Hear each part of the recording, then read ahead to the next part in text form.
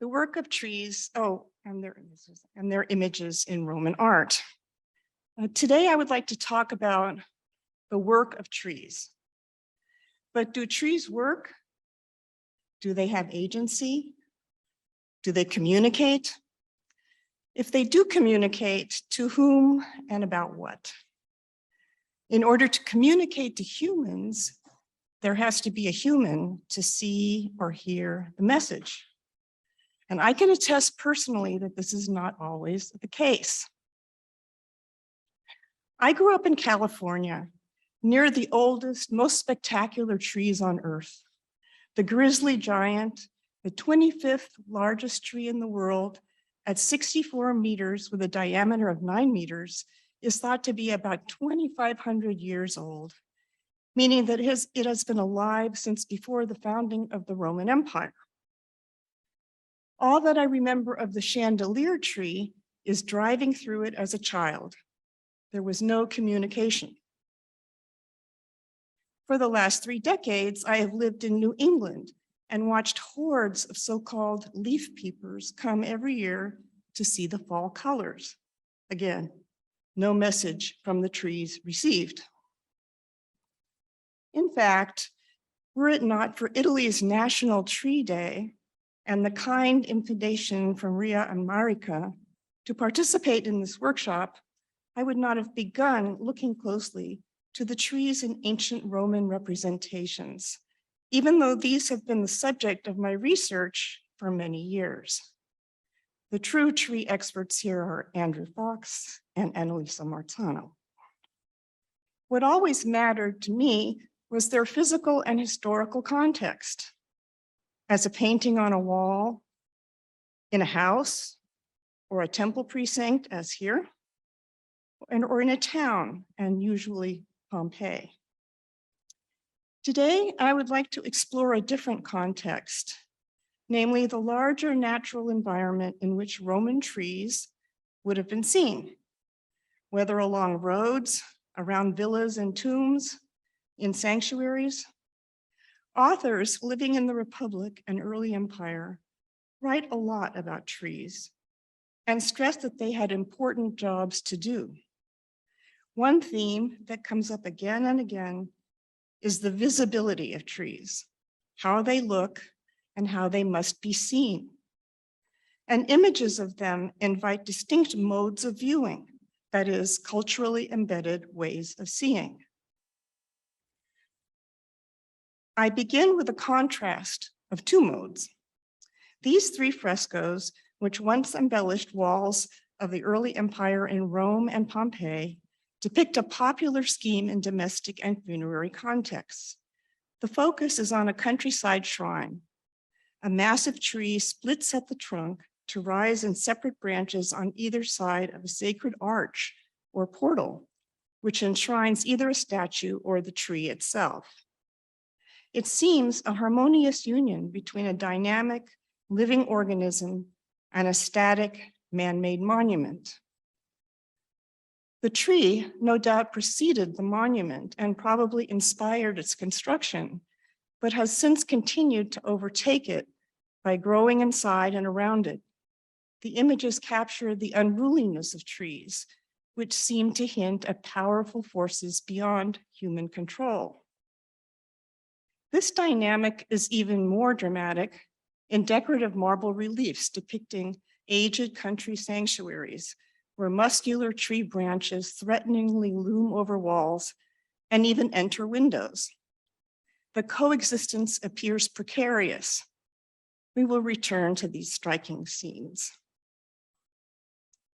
In contrast, one finds subdued groups of carefully maintained trees planted in regularly spaced rows within a geometric design of borders and paths. The famous garden room from Prima Porta attests to the new knowledge and visual pleasure found in the science of arboriculture developing in the late Republic and early Empire. These years saw a building boom in Italy, and with it, extensive planting in cities, sanctuaries, and private villas. Paintings celebrate the open-air porticos and walkways that gave access to nature. and landscaped gardens. Here, behind a porticus on the sea, we see verdant park comprised of many different species. The aesthetic, the aesthetic for a rational linear ordering of nature, which we've heard about today already, became evident in excavations of Villa A at Oplantis, where cavities of tree and bush roots, seen in white plaster from this balloon photograph on the right, revealed an ornate scheme of plane trees, oleanders, box hedges, and other flowering plants in geometrical rows outlining the building.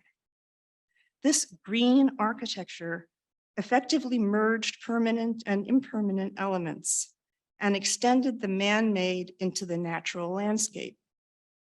Villa owners, such as Pliny the Younger, boasted of such arrangements. The most striking features of his Roman garden were lines of large trees, among which the plane was his favorite, planted in regular order. Alleys or walks were formed by closely clipped hedges of box, yew, cypress, and evergreens. At first glance, these two situations of trees, the unwieldy and overgrown versus the manicured and tamed, appear to be diametrically opposed. But in the following, I will argue that the green spots of private gardens, sacred groves, and tomb precincts were all complementary parts of a single Roman landscape that was taking shape in the 1st century BC, and CE. The distinct kinds of places, and with them, distinct modes of viewing trees, were interconnected by an invisible grid that was rooted in the ancient practice of augury and in its later manifestation of land allotment or centuriation. Trees played a key role in the process of creating this new imperial landscape.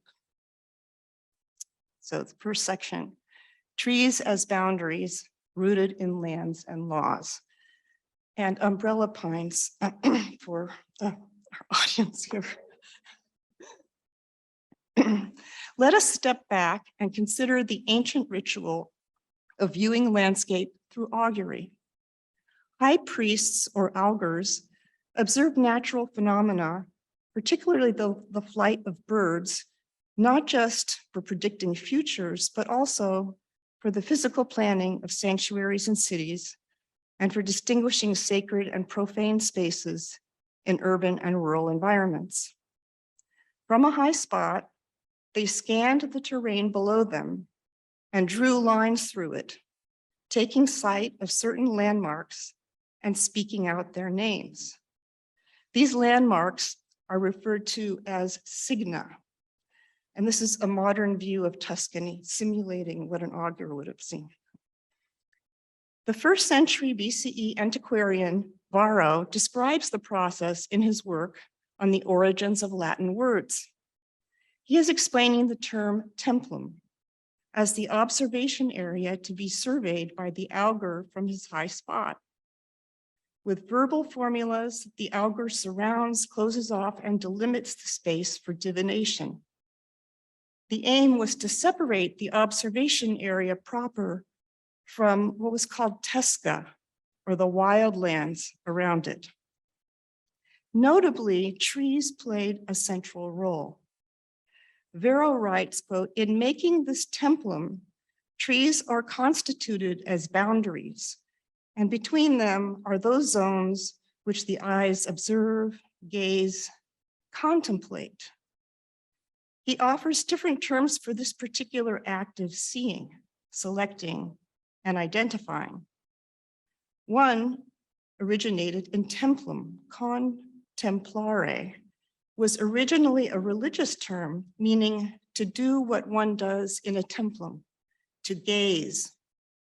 It also implies more than identification, but rather observing with deep reflection. This ritual practice of land definition easily evolved into a more practical system of land allotment under Roman conquests. Centuriation, a method of land delimitation and division by means of orthogonal and equidistant borders called limites, was the main mechanism of colonization and still structures many landscapes throughout Italy. Working with the local topography, surveyors defined mostly square and rectangular areas of fixed dimensions, named centurii.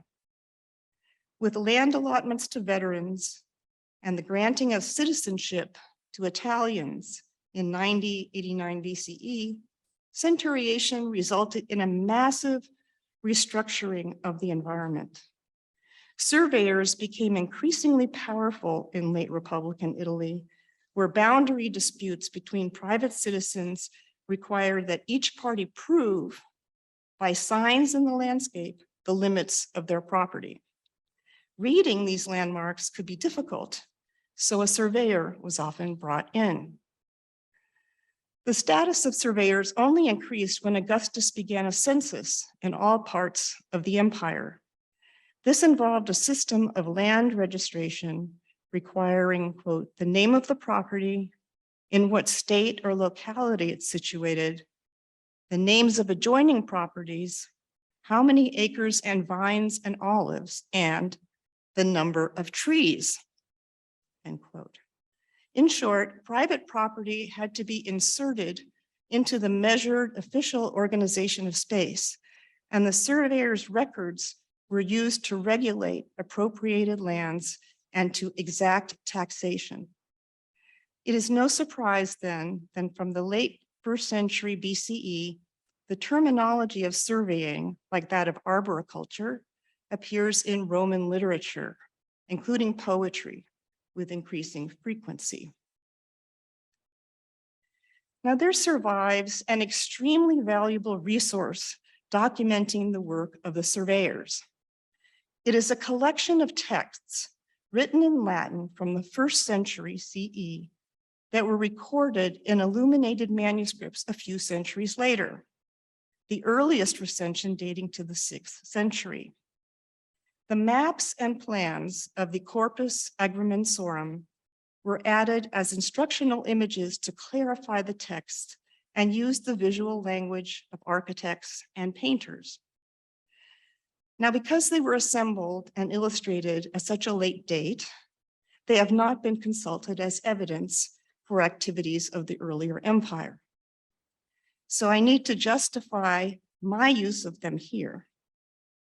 First, it appears that much of the original texts survive, for it agrees with those of Republican and early imperial agricultural writers.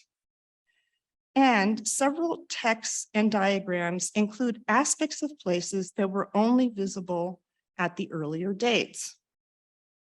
Second, the surveyors themselves state that the techniques for land surveying had changed little over the centuries. And third, the visual language used in the illustrations compares closely with landscape images of the 1st centuries BCE and CE. So here we go. One of the agreements between agricultural writers and surveyors is that natural forms like rocks and trees should work in harmony with the man-made geometrical grid imposed upon the ground. This illustration in an excerpted text depicts such natural boundary markers. In the upper row, a quadratic boundary stone and 3 trees. And note that 2 of the trees have markings on their trunks, are all placed before partially represented mountains. Below, left to right, in the 2nd row, are a rolling hill, a terraced mountain with a cave or a hollowed out sanctuary, and a large bush. And on the lower row, a cobbled road to the side of which are 2 tiny rectangular buildings with orange roofs. On the very bottom, a river. The marked trees are significant. One of the surveyors in the corpus, Julius Frontinus, writing in the 1st century, states that although modern boundary stones and roads conform to rectilinear limits, and thus may have more authority, natural markers like trees are more ancient. They are bearers of local history that can illuminate the sanctity or ownership of land. He says that reading trees, therefore, requires an especially well-trained eye. One must see if a tree shows signs of man's tending through pruning or pollarding. He also recommends that boundary trees deliberately be left untouched and be positioned in front of other trees or objects so that they can be recognized immediately as markers.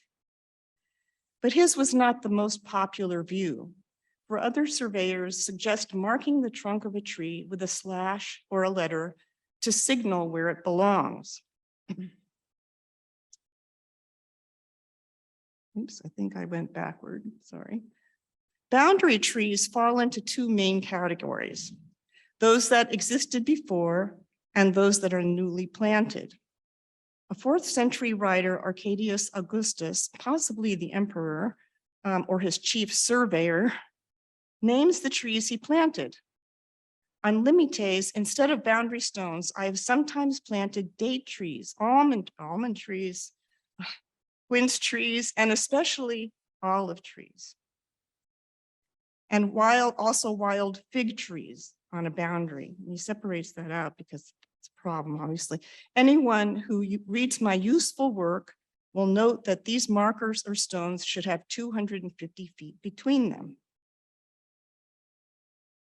It is interesting that Arcadius should have created a fruit orchard along his border, for these very trees could become a problem if they stand on or just inside a boundary and drop their fruit on the other side.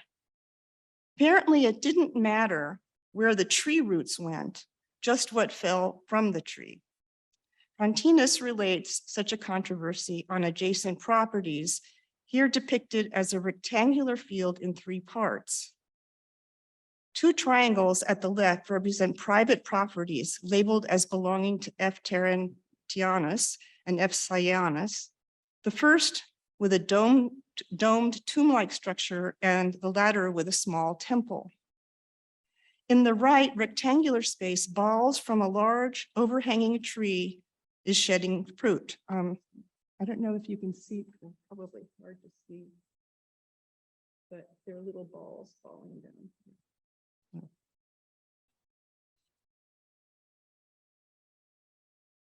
However, in the image, the tree stands outside the 2 properties' common boundary, indicated by the diagonal line, so it is not clear who is at fault and who the recipient is of the unwanted fruit. Accounts of land disputes like these are usually unresolved in the corpus, but they record some of the personal stories of private property becoming increasingly violated and contested, and the need for a surveyor's ability to read the landscape. Olive trees seem to have been especially popular markers for the measured borders of plots and the pathways that they provided. A text by Dolabella reads, "In an olive grove, you should find out the direction of the boundaries in the following way. If the rows of olive trees meet one another at an angle, this is a boundary line." What may be a sole olive tree seems to be the marker on a boundary of this farm estate. Seen in bird's eye perspective, a structure constructed from ashlar masonry sits within a roughly rectangular area of land defined by perimeter lines. Rectangular boundary markers stand in 3 of the corners. 2 date palms and a boundary stone are on the back perimeter. Below, at the front, are a river, a tree, possibly an olive, and what may be a tree stump. At the right is a well. These elements are spaced apart and exist in a logical relationship within the lines of the rectangular enclosure, but notice the huge tree outside the boundary on the left. The illustrator has gone to some trouble to render it as old, of great height, with hollow wood at the bottom of the trunk and calluses covering old cuts from pruning. On the top, the tree suddenly begins to bud or fruit, possibly a sign that the horticultural care has enabled the tree to prosper. If anyone can identify this tree, I would be grateful. Why it is so prominent in this illustration, one can only guess. It is obviously one of the previously planted trees that is much discussed by some surveyors and may remain outside the lines of private property because it has been deemed special and possibly sacred. The text of this illustration describes a pocket of land that is outside of centuriation and has been defined by previous natural markers. It is land known as Archifinius that is not contained in any survey, but is bounded according to long-standing practice by rivers, ditches, mountains, roads, trees, and important previously planted trees, watersheds, and if by chance any places could be acquired by a landowner earlier. So these already conform to boundary lines before centuriation and needed to be respected. This exceptional miniature reproduces a country house and estate.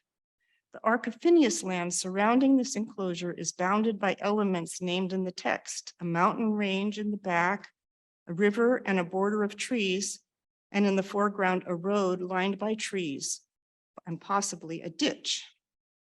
Two small temple-like structures are along the foreground road. The small projections along the road may be boundary stones, and the two circular forms on far left, wells or watersheds. To the right are more mountains, trees, and a river. And these two very interesting grid plans enclosed in red may be boundary markers. It's a little bit of a mystery. The trees that form the natural boundaries of the estate, planted at regular intervals like a natural fence, are recommended by Varro in his De Re Rustica. He writes, the boundaries of the estate are made more secure by the planting of trees, which prevent the servants from quarreling with the neighbors and make it unnecessary to fix the boundaries by lawsuits. He goes on to say that some people plant pines along the edges, as his wife did on her Sabine farm. Others plant cypresses, as he himself did at his place on Vesuvius, and still others plant elms. A similar layout of a garden in a fresco fragment shows the desire for a regular border of trees, even within a fence. And one wonders if the rows of regularly spaced planted trees of different varieties that are seen behind the complexes and frescoes depicting seaside villas or sanctuaries might represent such a boundary. The surveyor's guidelines to land between mountains and sea also finds parallels in agricultural writers. Cato and Varro recommend just such a siting as ideal for private villas. According to Cato, a landed estate, if possible, should lie at the foot of a mountain and face south. And near it, there should be a flourishing town or the sea or a navigable stream or a good and much traveled road. Varro, too, recommends a hillside to provide shelter, running streams, wood for timber and game, and on its lower slopes, pasture for sheep and goats to graze. Such a location guarantees easy access by road and water and centuriation connected to nearby towns and markets through a network of roads. Small landscape paintings like these that begin to appear on the walls of houses in the early 1st century CE seem to illustrate contemporary views of such sites along the Bay of Naples. With clear outlines and natural colors, they present a very different mode from the dreamy vignettes of sacred shrines. So linking town and country. I turn now to some images of the wider landscape brought about by centuriation. It was a transformed landscape that included great diversity. Already by the mid-1st century BCE, the change was apparent. The poet and philosopher Lucretius was one of several authors who noted the evolution from the olden days as humans continually subdued nature. His description captures many of the images of the surveyors and landscape painters. He said, day by day, they made the forests climb higher up the mountains and yield the place below to their tilth, that they might have meadows, pools, and streams, crops, and luxuriant vineyards on hill and plain, and that a gray-green belt of olives might run between to mark the boundaries, stretching forth over hills and dales and plains. Just as now you see the whole place mapped out with charming variety, laid out and intersected with sweet fruit trees, and set about with fertile plantations. Centuriation established a new symbiotic relationship between city and countryside. The installation of colonies, roads, sanctuaries, tombs, and monuments within a linear system reflected a new ideal of establishing order on the landscape. Its logical pattern negotiated the movements of daily life for the inhabitants of a new Roman world. This is one of the more extensive surveyor's diagrams thought to reflect a formal map or forma that was kept in a record office. It shows allocations in 3 different centurii linking rivers, mountains, roads, and walled cities, all labeled. And notice that certain areas like woods and sacred groves lie outside cities as separate places on boundaries. So here, this is, and up here as well. This is a close-up of one of them. The ideal urban setting of Roman order seems to be the subject of the remarkable Avezzano marble reliefs found near the Latin town of Albafucens. The first part to catch the eye is the walled city. The sculptors carefully carved the visual texture of the masonry to convey the sturdy thickness of the fortified walls. The message is clear. The walls protect the town's inhabitants. Inside, we see houses built along a grid of straight roads, indicating optimal ventilation, light, and water. And there are urban amenities such as a theater on the upper left. Outside the protective walls, the less populated countryside is more freely configured. Untended trees grow wild, offering shade to a 2-storied portico structure, perhaps a villa. Beyond, at the upper right on a country road, is what appeared to be an altar beside a tomb or a shrine, and a leafy tree sectioned off by a low masonry wall. This was just one part of a much larger relief, perhaps for a tomb. The city gate would have been in the center of the wall.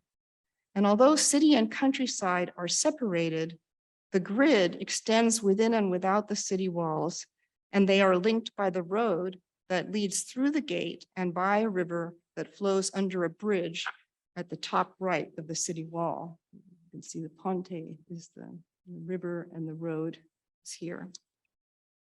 In short, town and country are interconnected and linked to further communities by roads and river. Both land and town are centuriated.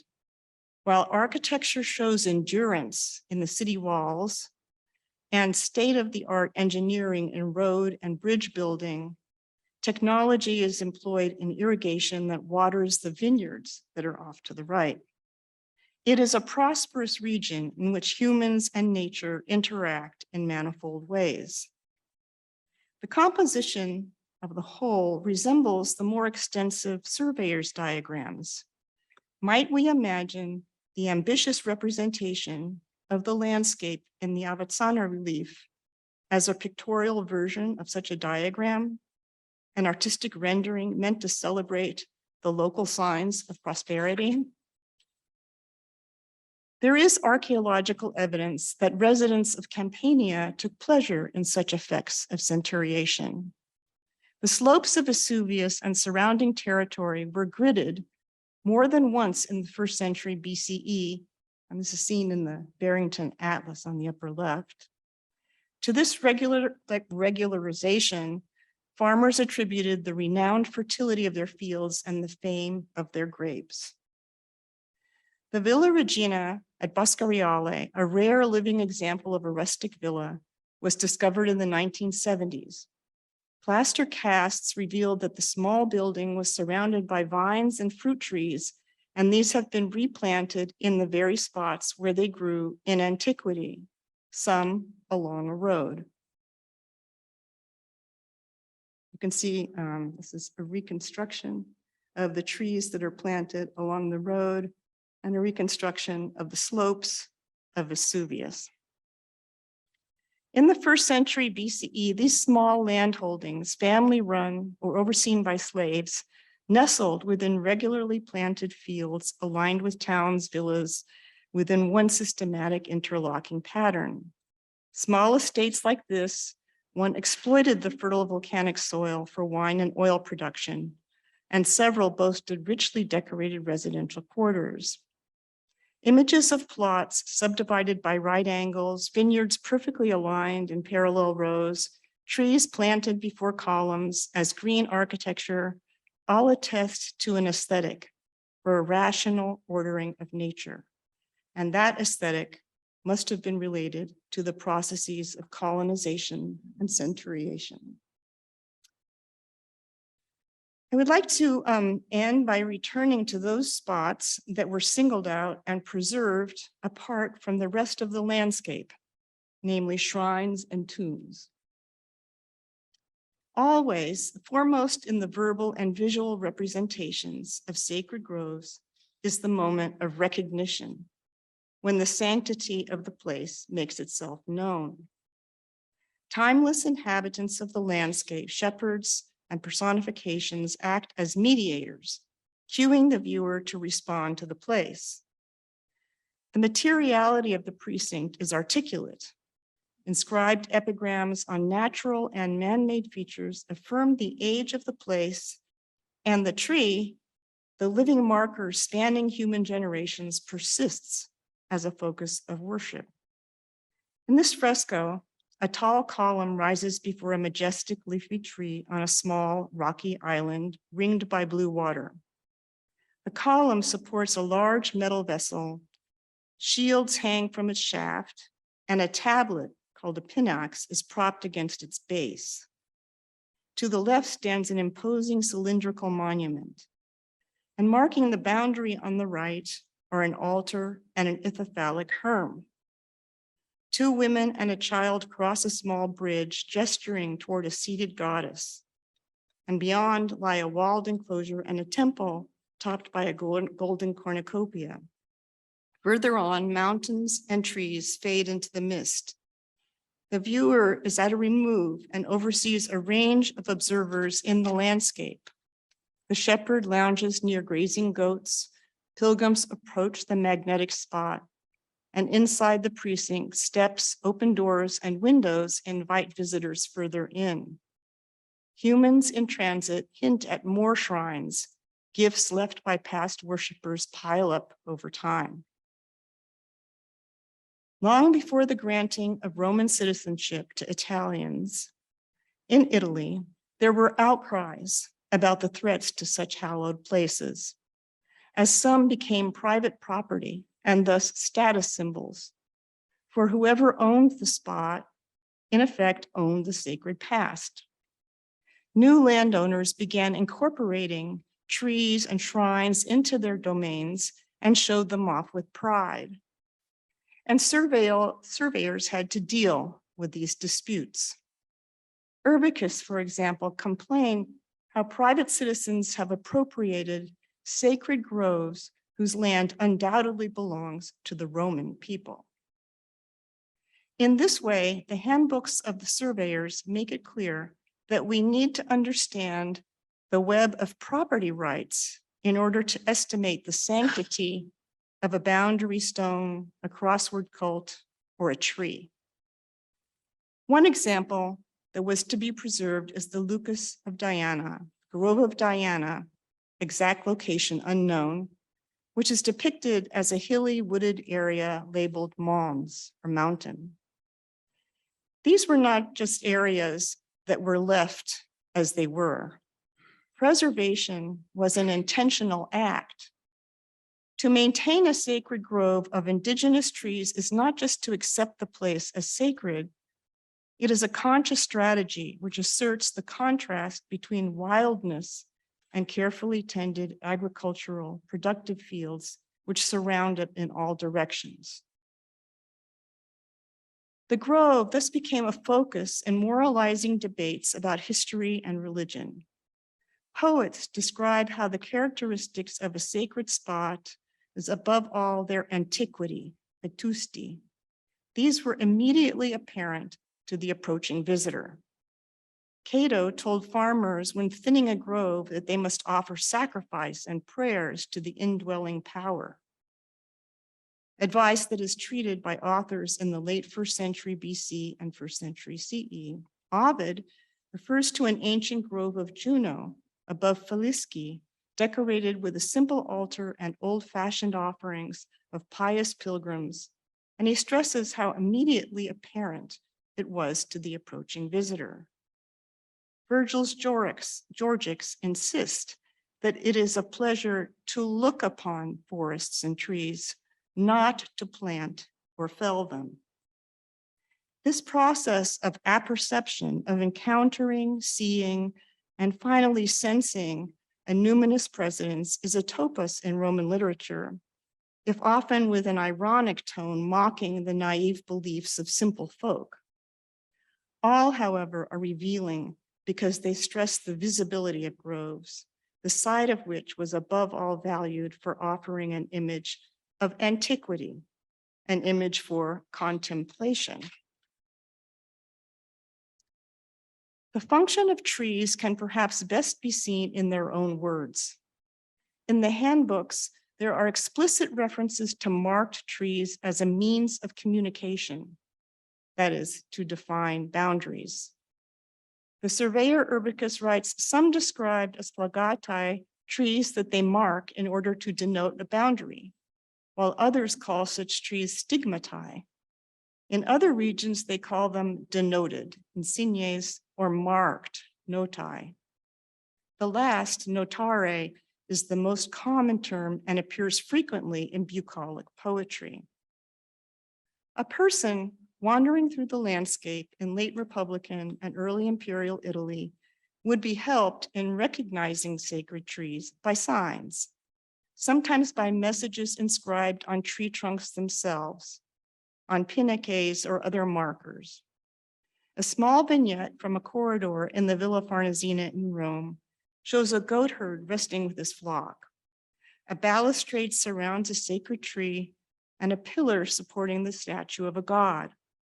Leaning against it is a large pinax on which one can barely make out its depiction of a monument in an outdoor setting, a depiction of itself.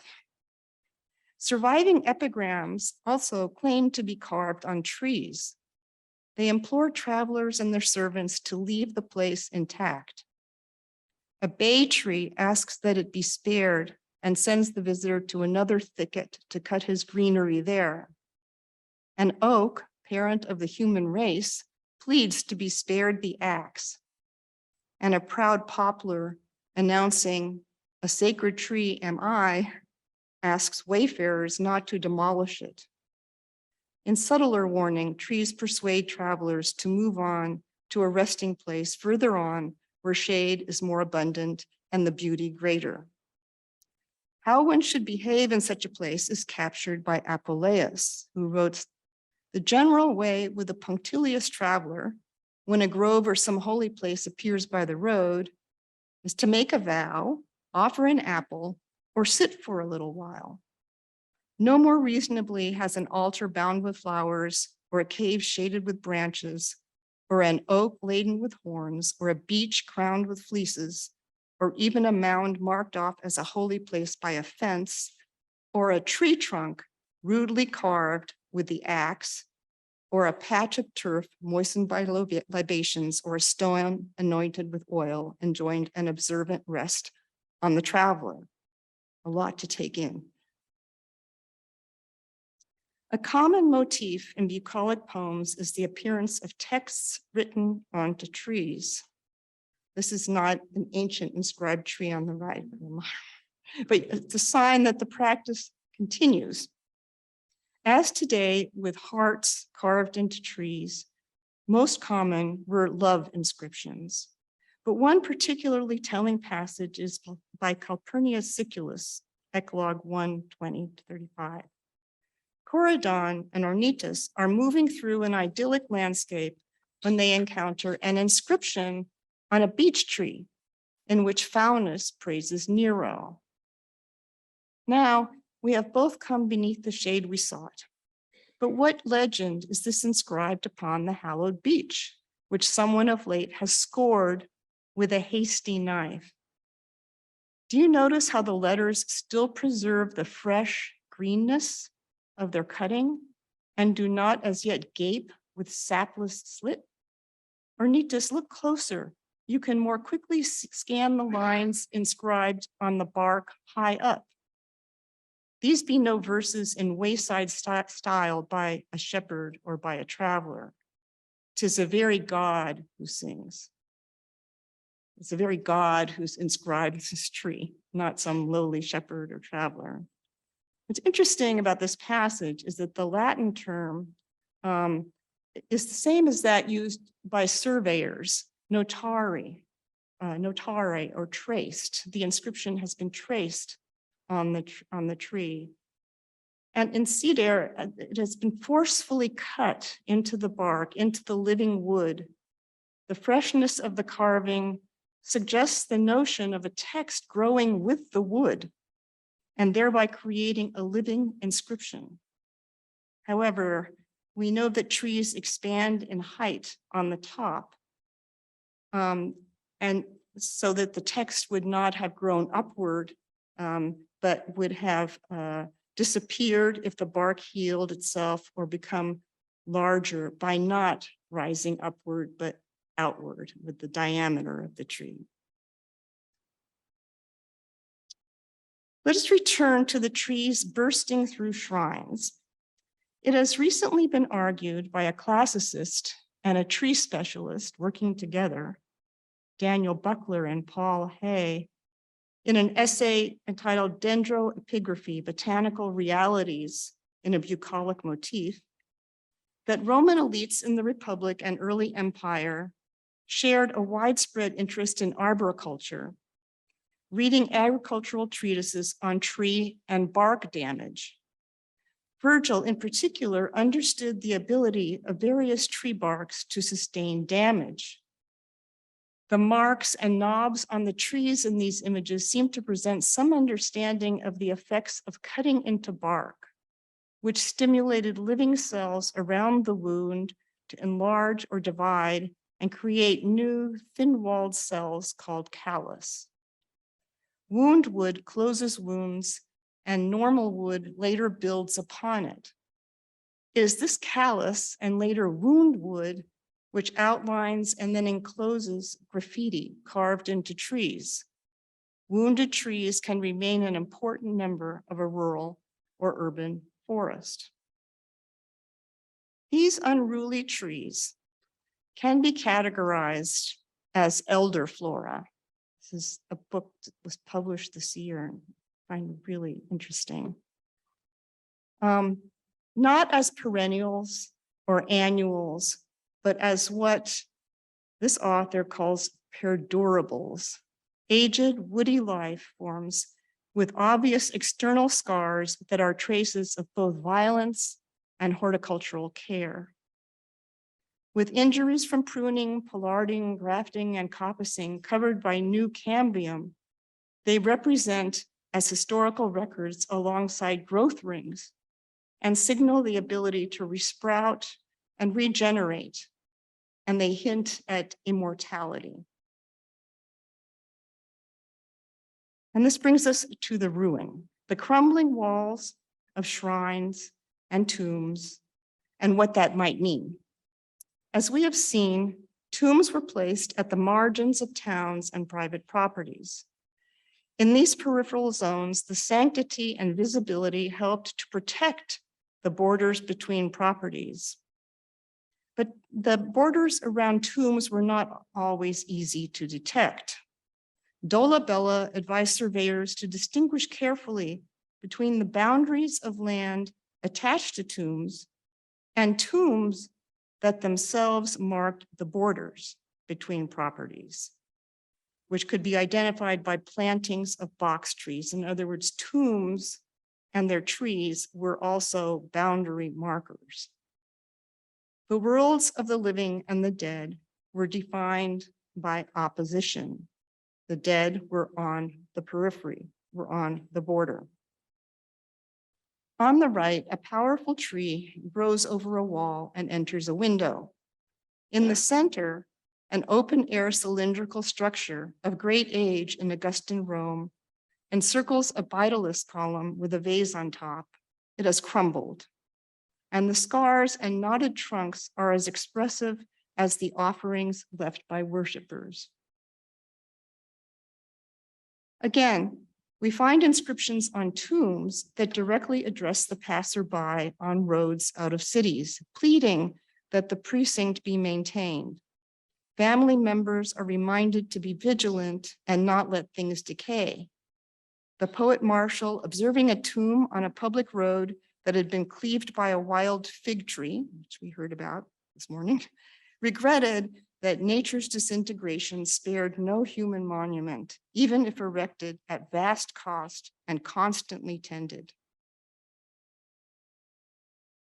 So we end with a tomb, an extraordinary tomb that was built on the Via Latina in the area of the Esquiline. It was filled with tombs and horti in about 20 to 10 BCE. It was a tomb of Patron, a Greek man, and it was found in 1831 to 34 when only 2 fresco fragments survived, and these are now in the Louvre, but they're preserved by an artist's copy of 1843, and that's what you see here.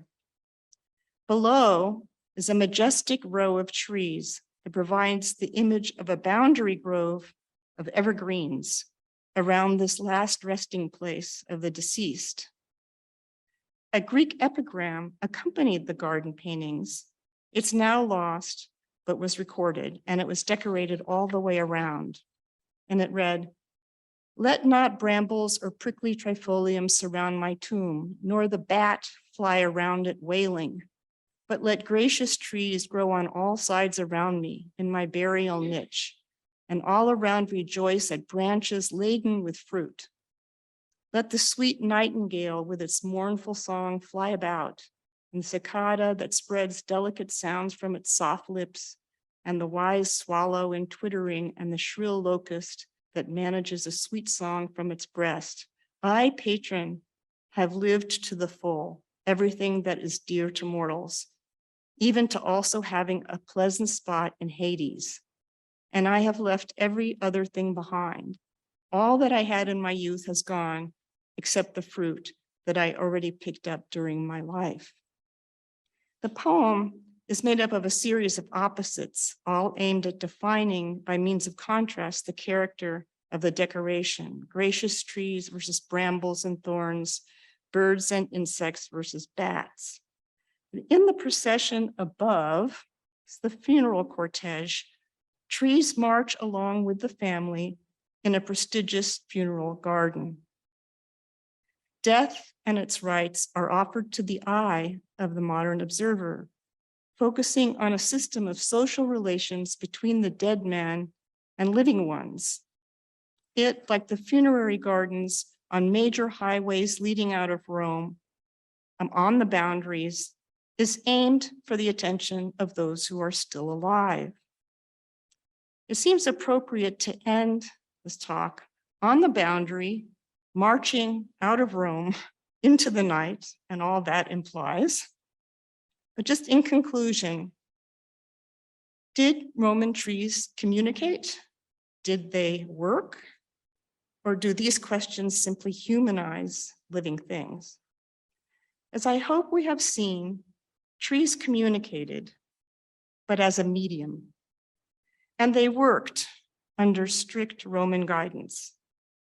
Trees stood in formation in rigid military alignment along borders. They bore human marks like branded cattle, naming their owners, and played a role in legal disputes. Enshrined, they connected locals to their past and their ancestors. Carved with words, they conveyed messages of love and pleas for help. Sometimes they rebelled. Defiant, they grew too big and broke things. Not always easy to control, they won respect. How the Romans negotiated with these living organisms reveals a give and take and a reciprocity.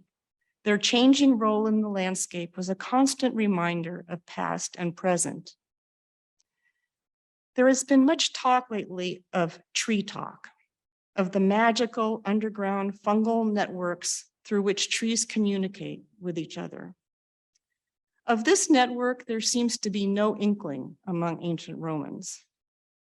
If animated by a mysterious force, it was not fungus, but it would have been portents or communication from the gods.